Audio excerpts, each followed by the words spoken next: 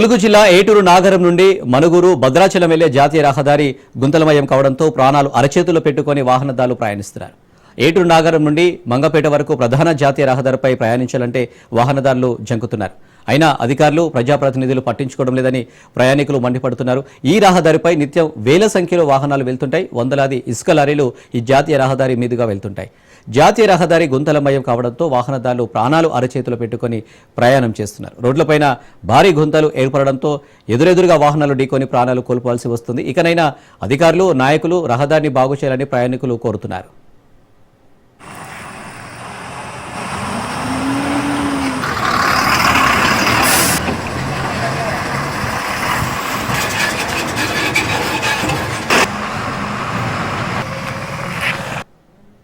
మన నుంచి ఏటున్నరం పోయే రహదారి ఈ వర్షాలకు కూడా మొత్తం ఖరాబ్ అయిపోయింది.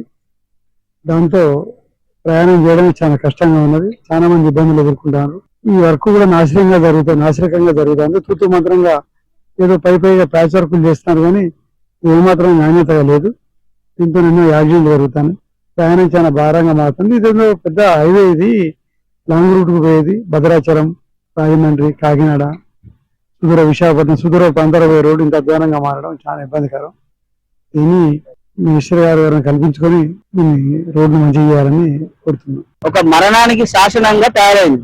ఇది ఎప్పుడు ప్రాణం పోతుందో తెలియదు. ఇక్కడ రోడ్డు మొత్తం గుంతలు బొక్కలవి ఒక వ్యవస్థను మొత్తం ఇది రోడ్డు మార్గాన్ని మొత్తం ఇది ఒక ప్రాణానికి నష్టమైన మార్గంలో నడుస్తుంది. అధికారులు కళ్ళు మూసుకొని ఇప్పటికి ఉంటున్నారు. దయచేసి కళ్ళు తెలిస్తే జనాల ప్రాణాలను కాపాడగలుగుతారు. కాకపోతే పూర్తి నియమం గవర్నమెంట్ చర్య ఉంటది. ఏదున్న బాధ్యత వాళ్ళదే. పరిస్థితి ఇవాళ ఒక ప్రాణం ఇప్పటికీ దీంతో 4 యాక్సిడెంట్ జరగడం. కాబట్టి ఏదైనా గవర్నమెంట్ చేయాల్సి ఉన్న పూర్తి బాధ్యత వాళ్ళది. ఇవాళ ఇంత నిర్లక్ష్యం ఉన్న కారణము గవర్నమెంట్ చేతగాని తనం తప్ప ఏం లేదు, అధికారులు తప్ప.